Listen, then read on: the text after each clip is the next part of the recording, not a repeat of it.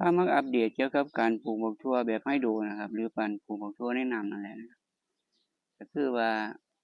แนวทางนี้จริงๆแล้วก็บ่ได้คิดว่าเพื่อผมผู้เดียวนะครับก็คือ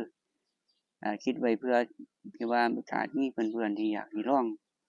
ปลูกผักกินเองนะครับซึ่งมันเหมาะกับการปลูกผักกินเองในอาจจะเป็นในอะพาร์ตเมนต์หรือหยังในห้องเช่าหยังที่สำหรับชีวิตในเมืองนะครับเพราะว่ามันบ่ต้องดูแลแล้วก็ใช้น้ำน้อยนะครับบ่ต้องรดให้เลอะเทอะนะครับก็คือ3ตัวอย่างนี้ที่ผมได้ลองเบิ่งนะครับก็คือมันก็เริ่มแรกก็บ่ค่อยแจ๋วปานใดนะครับเพราะว่ามันก็บ่ได้เจตนาว่ามันสิผ่านหรือบ่ผ่านนะครับได้เมล็ดมาบ่ดีก็ปลูกไปเลยนะครับตัวอย่างนี้ก็มีปัญหาอยู่ในส่วนการถอนยอดขึ้นมานะครับตัวอย่างที่2อันนี้ก็คือปัญหาเริ่มแรกก็คือเมล็ดพันธุ์มันสิบ่ใหญ่นะครับแต่ว่าการเกิดขึ้นมานี่บ่ค่อยมีปัญหาเรื่องใบหงิกใบงอนะครับ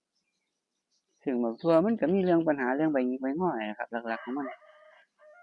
อาจสิเกิดจากหลายที่มานะครับส่วนอีกตัวอย่างหนึ่งก็คือตอนแรกตัวนี้มีปัญหาเรื่องใบหงิกใบงอนะครับเริ่มแรกแต่ว่าก็พอไปสักพักหนึ่งแล้วก็ปัญหาก็หมดไปนะครับซึ่งตามที่เห็นในภาพนะครับ